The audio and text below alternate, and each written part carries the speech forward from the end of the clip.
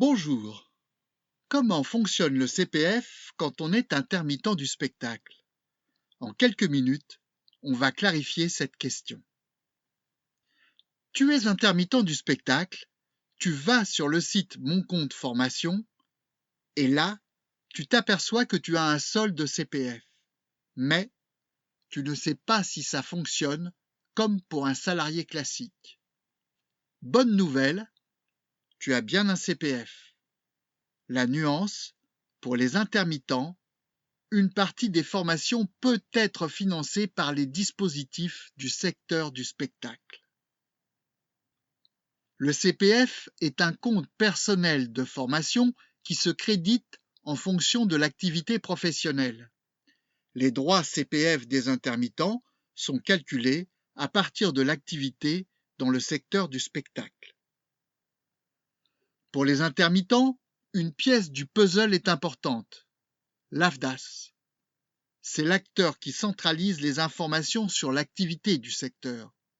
Cette activité correspond par exemple au cachet ou aux jours travaillés dans le spectacle. Point clé, ne confonds pas CPF et financement AFDAS. Le CPF est ton budget individuel. L'AFDAS est un organisme du secteur qui peut financer certaines formations. Imaginons qu'une formation qui t'intéresse coûte plus cher que ton solde CPF. Dans ce cas, un complément peut parfois être possible, éventuellement via l'AFDAS. Par exemple, tu as 1 200 € sur ton CPF et la formation qui te plaît coûte 2 000 €.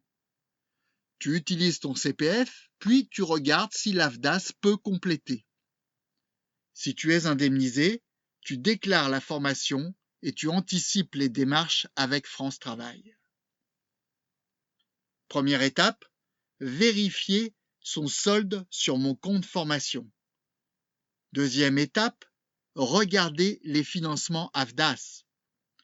Troisième étape, déclarer la formation si on est indemnisé et garder une trace écrite.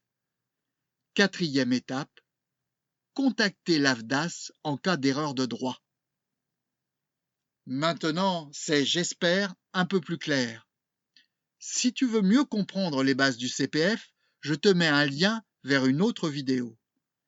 Et, pour ne rien manquer, pense bien sûr à t'abonner.